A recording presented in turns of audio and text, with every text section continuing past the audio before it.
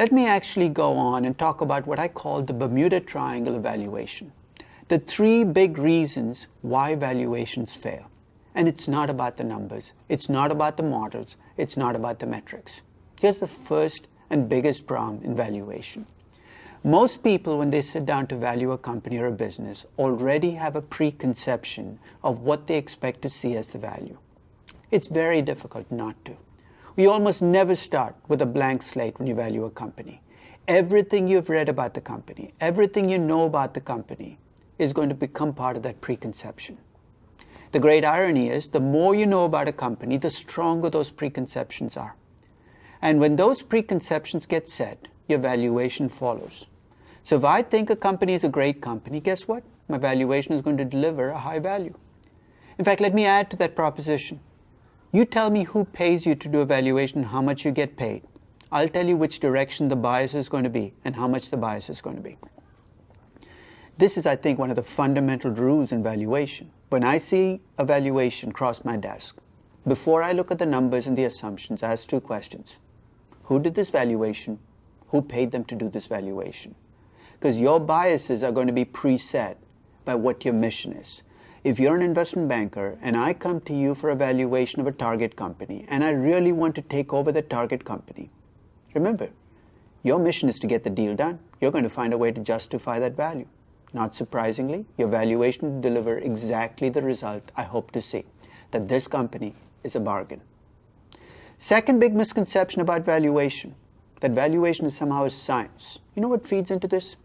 You sit in front of computers with models and you enter numbers, and after a while you tell yourself, well, I'm being objective. All I'm doing is using numbers. Well, don't be deceived. Even though you might be using numbers, those numbers are estimates. And when you think about those estimates are going to come with a great deal of uncertainty, and uncertainty scares people. So when you do a valuation, one of the tests you ask yourself is, am I comfortable? Am I certain about these numbers? And especially if you come from a quantitative background, you're going to look at those numbers and say, well, I'm really uncomfortable. These numbers could be wrong. Well, guess what? They're always going to be wrong because you're forecasting the future. And one of the great ironies in valuation is the more uncomfortable you feel valuing a company, the greater the payoff to doing a valuation. That sounds strange, right? You're valuing a technology company with a lot of growth potential. You are going to be more uncomfortable than when you value a stable company where everything is pretty much set.